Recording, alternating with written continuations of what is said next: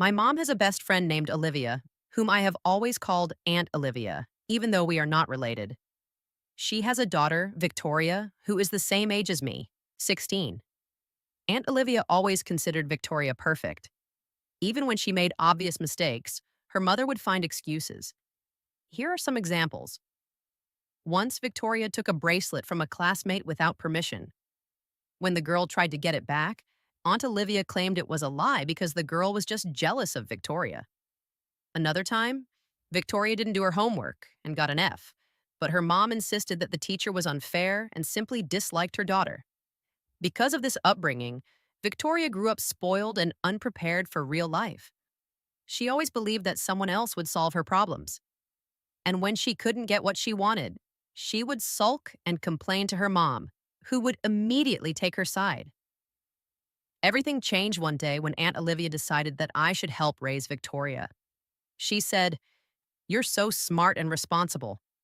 You could be a great role model for Victoria. Help her learn responsibility and independence." I was shocked.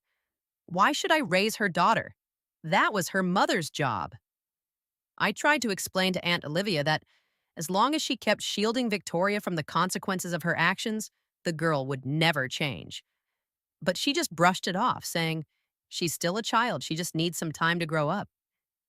In the end, I refused to take on that role. I could no longer tolerate Victoria's selfishness and unwillingness to learn from her mistakes. Instead of putting up with her behavior, I started avoiding her, and even my mom understood my position.